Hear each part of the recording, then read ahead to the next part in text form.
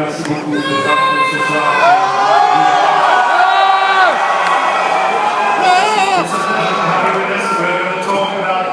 This movie, Through the Never, on va parler de Through the Never avec nous, on a quelques questions à poser.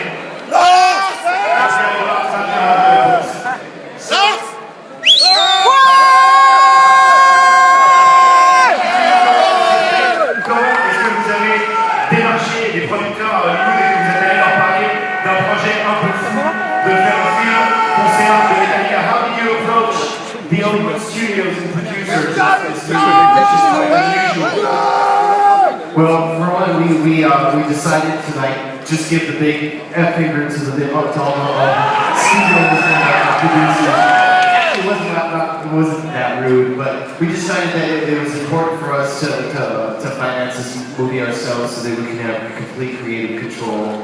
And it's when we record, when we record, we always have full creative control. And going into a movie, we wanted to be in the same sort of situation. So we decided to even give the movie studios a chance to get involved. We decided that we would do it all ourselves. En fait, on a décidé de faire un gros Broadway d'honneur à l'industrie du cinéma américain et de tout financer.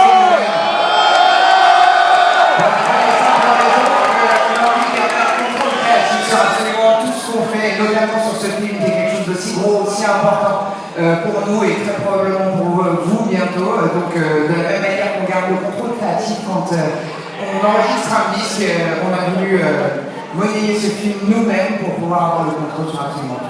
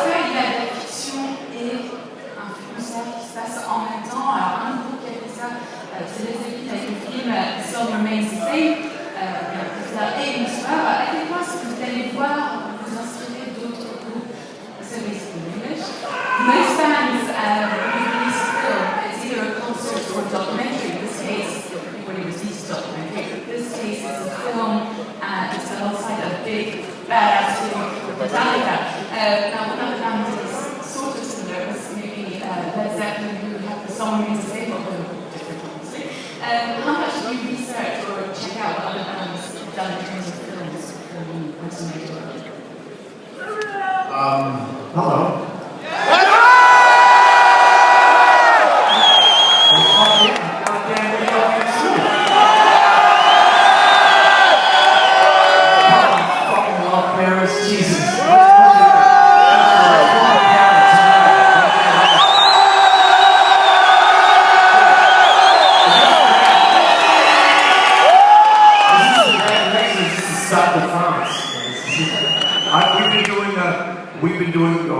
I've been doing premieres for 5 weeks now in cities all over the world. You guys are the most fucking insane ones so far.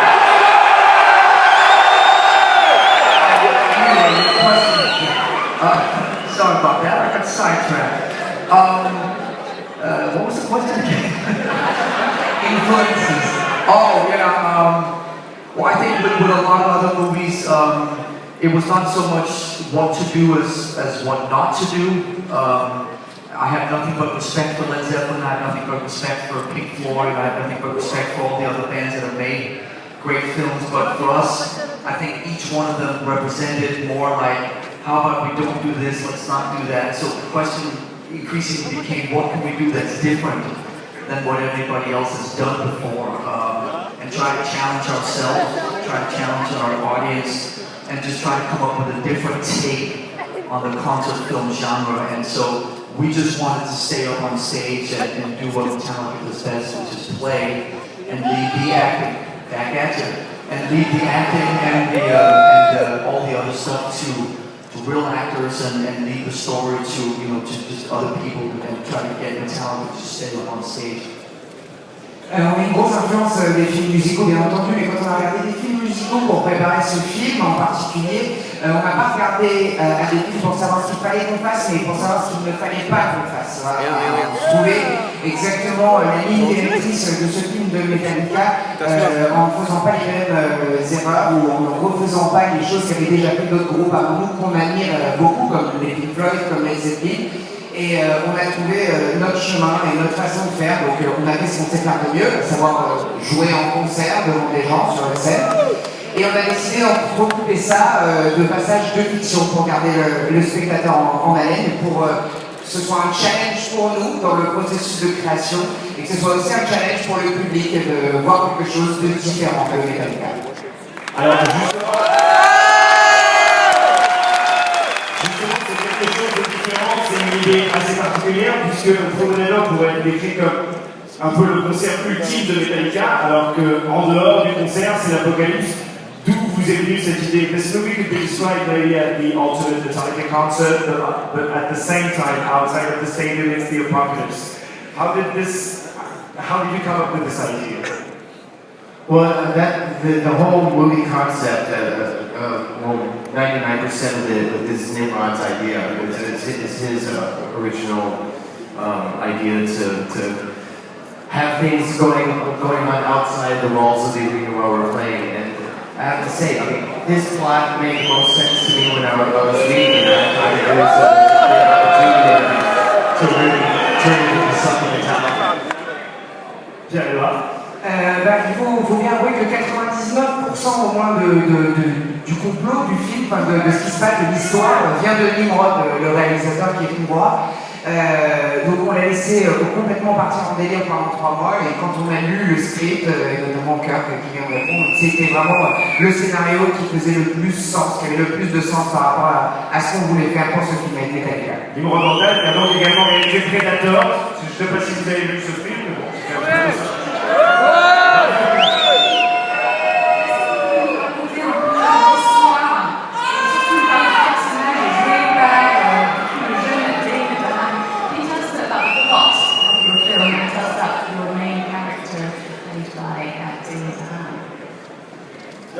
Plot. What? No plot. Why do I get that one? That's my turn. You're really explaining that there's no plot. I'm going to explain there's no plot. Okay. There's no plot. No, it's we just wanted a story that was for Metallica-like, and that it's sort of ambiguous to interpretation. Dane DeHaan, Nimrod created the character of Trip, and then Dane DeHaan portrays him, and it's really sort of the story of how your evening can go particularly wrong, one step at a time, and how it's really what Nimrod. If Nimrod was sitting here, he would talk about that Trip's sort of character is about the journey rather than the destination. He was quite inspired by a book called The Alchemist. So the story is about tenacity, it's about follow through, it's about being prepared for things can always take a slightly different turn than you expect.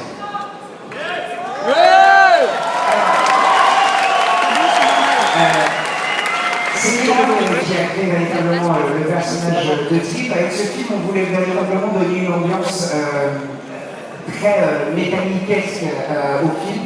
Ce côté ambigu qu'il y a toujours dans nos chansons et dans notre travail en général. Et donc pour Nimrod, le réalisateur et l'auteur du film, ce qui était important, c'était le voyage de Trip, du personnage principal, et non pas le point de destination final. C'est ça qui est le plus important. Et c'était montrer surtout comment est-ce qu'une soirée peut petit à petit, étape après étape, complètement partir en couille. Voilà, et partir très mal. Et donc voilà, c'est une histoire de ténacité, c'est le voyage d'un jeune héros, d'être toujours prêt à affronter les embûches que peut mettre la vie sur votre chemin. Alors justement, ce héros interprété par Dane DeHaan, c'est un runner, un roadie pour le concert de Metallica. Il est envoyé au début du concert chercher quelque chose pour le groupe. On ne sait pas de quoi il s'agit, vous verrez de quoi il s'agit quand vous verrez le film. Et justement, dans le Frontrunners, on a un peu un aperçu de ce qu'est la machine Metallica, c'est-à-dire de ce qui se passe backstage, tourné de manière très cinématographique. Et on voit beaucoup les roadies, pardon. Est-ce que c'était une manière un peu de leur rendre hommage à the film? We get a glimpse of the Metallica machine, of what happens backstage, and we see a lot of the roadies work. Was it kind of to pay an homage to them, or to show their work, to show what they do every day to make a Metallica concert possible? I wouldn't say it was so much an homage to them as it was to supplement the story that comes, that comes along with the film. But I will say, if it wasn't for our crew, things would not be the same. Those guys worked incredibly hard. They sacrificed so much. They risked their lives for us. Working on that stage where things are blowing up, shooting fire, shooting electricity. I mean, the road crew are just as in danger as we are in case something goes wrong. So I just have to say, they do an incredible job for us. And, Drip is kind of a conglomerate of all our road crew putting into one person. You couldn't see that way.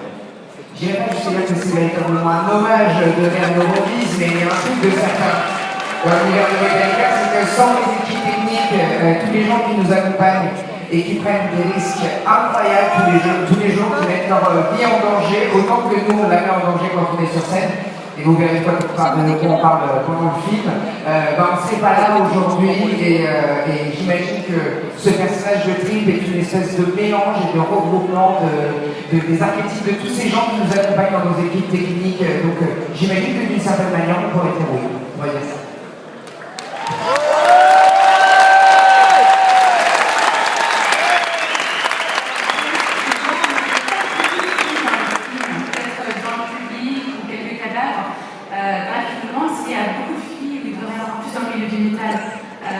There aren't many girls in your film, apart from in the crowd and maybe a few corpses.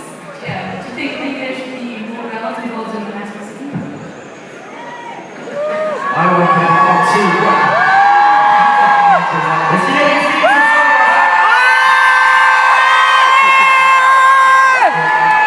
One thing you have to remember is that I think heavy metal started because guys couldn't figure out any other way to get girls. And so when heavy metal first came out, it was just a male-dominated sort of genre until it became more and more popular. But I'm all for the female aspect in heavy metal. Bring it on. J'imagine que le métal a été inventé tout simplement par des mecs qui n'arrivaient à trouver aucun autre moyen d'arriver à choper les gonzesses. Donc la scène a été forcément trustée par des mâles dominants, mais nous on est bien sûr pour les filles dans le métal et on espère qu'il y aura de plus en plus de filles dans la scène métal.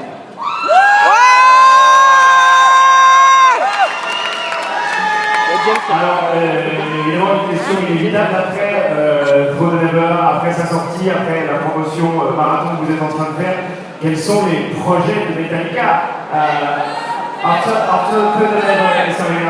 promotion and everything?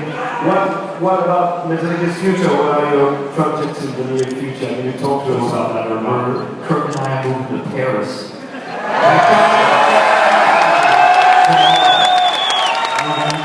Figure out how to get Hetfield to here to Paris too. Que je pourrais à cause de cette terre, Los Angeles et Rome à Paris aussi. And then Metallica will become French citizens. And then continue this long-standing love affair of all things French. So we can think about an album in French? Oui, we're going to get Bernard from Trust is going to come help us translate.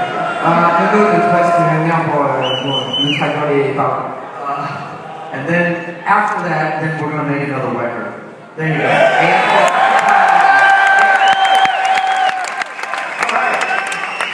Alors on a quelques questions qui nous ont été postées sur Twitter, donc peut-être parmi vous dans l'assistance, il y a des gens qui ont posé ces questions-là. Donc si elles sont nulles, c'est votre faute, si elles sont bien, c'est grâce à nous. C'est Marjorie qui va poser la première d'ailleurs, je te laisse. Questions that fans of yours have written to us on Twitter, so if they're rubbish, it's their fault, but they make us up. Oh, great. First one, many people, including Metallica FR, the French fan club, asked when are you coming back to France for a gig? Quand est-ce que vous revenez en France faire un concert?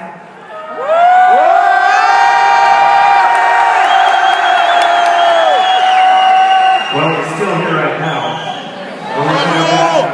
We have to leave to come back. Il faut qu'on s'en it's kind of difficult, but we're here now.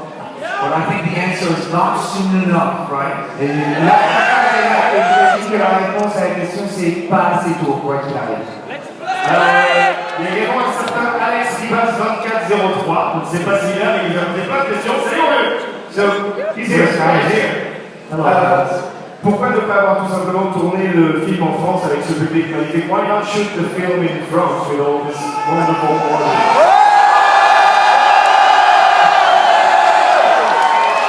Why didn't you say something a year and a half ago? Et pourquoi vous êtes pas venu tester il y a 1 an et demi?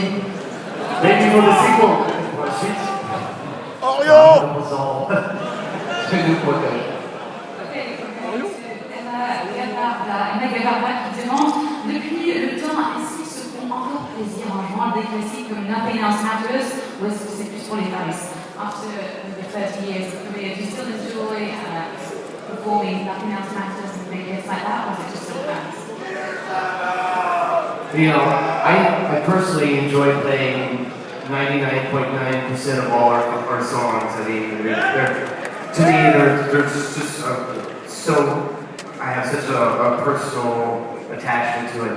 But having said that, there was a show in Asia not too long ago where I started to play the intro to Nothing Else Matters, and I played that maybe 500 times, but for some reason that night I just couldn't play it. And I screwed it up, I stopped, I went to the microphone and I said, I'm sorry everyone, let me try this again. And I started the song again in front of 50,000 people.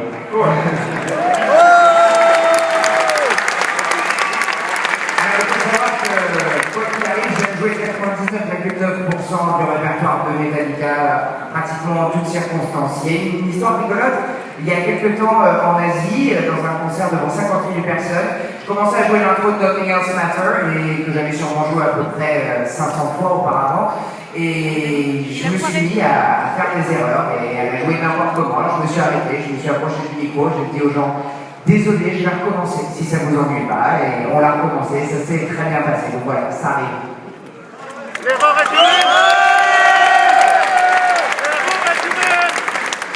Revenons au film Première. C'est un film durant lequel il se passe beaucoup de choses, non seulement en dehors de la scène, mais également sur scène. En tant qu'acteur, puisque vous avez également acteur sur ce film, quel est votre meilleur souvenir de tournage? Quelle est la scène qui vous a le plus marqué? During this movie, many things happen out of the stage, but also on stage. What is your most memorable moment during the shooting? Maybe the scene that you enjoyed the most, or the one that frightened you the most, or the one that was most challenging for you guys? I guess I do it all the time. Okay, so there was one point in the movie where we're playing Rifle Lightning, and this fucking electric chair comes down, and these 4 fucking huge Tesla coils come down, spitting lightning bolts and electricity everywhere. And I'm looking on the stage thinking, where's that piece of tape that says do not cross? And I'm thinking, I can't see it because the lights are off. And for a moment there, I thought, okay, the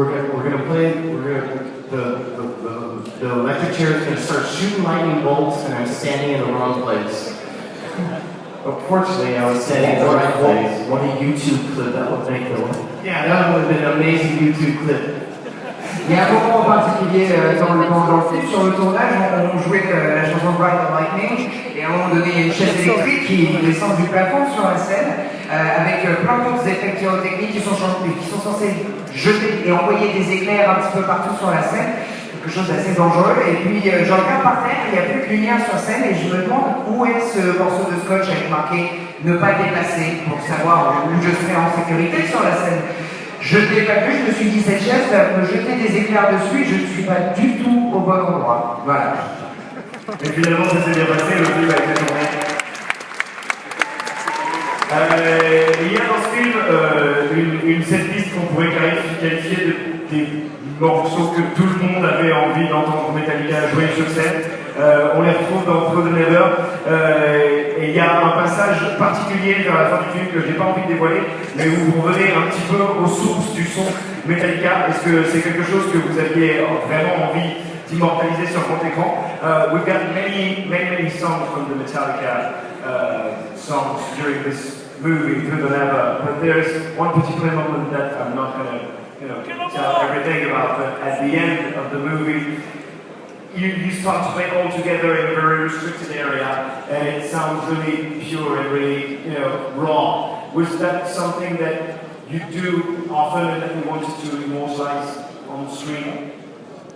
Well, every gadget, every show thing that's in there is a reference to past stage shows, an homage to Metallica used to be quite theatrical, as most of you know, back in the 80s and in the 90s, so there's always so many people that keep asking, when are you going to bring this back, or how do we see this, or, and so now through the way technology is available in 2013, we can make everything bigger and crazier and more ridiculous than it was 20 years ago. So the idea a little bit was to bring some of that stuff back, just for this stage, and so everything that you see on the stage is a reference to a past stage show that was sort of giving, I guess, a final victory lap or something. I mean, we've never been too comfortable relying too much on the past, but I think as we get a little older, we are more comfortable reliving some of the moments from the past for our very young fans that weren't born 10, 12 years ago, Comme beaucoup d'entre vous savent, Metallica, dans les années 80, on a eu une période très théâtrale. Et c'est vrai que ce plateau, cette scène qu'on a construite pour le film, c'est un hommage à toutes les scènes qu'on a faites depuis le début de notre carrière, puisqu'il y a des éléments de chacune des scènes, de chacune de nos tournées depuis le début de Metallica, auquel dans ce film on fait faire un dernier tour d'honneur finalement, et donc on ne regarde pas trop dans le passé en général, mais là on a fait un petit coucou à notre passé et on a essayé de lui rendre effectivement un petit peu hommage, et notamment dans cette scène dont tu parles. Alors le présent, ce qui se passe, c'est oui, s'il vous plaît.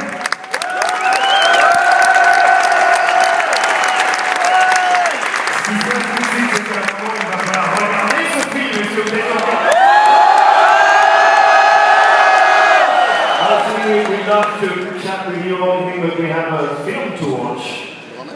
Yes, you have a film to watch. We've already seen it a few times, but this is so awesome. We can sit here and talk all night. This is so cool. But there is a film back there that's waiting to be shared, and I know there's a lot of you people that haven't seen it, so we're excited to share it with you finally.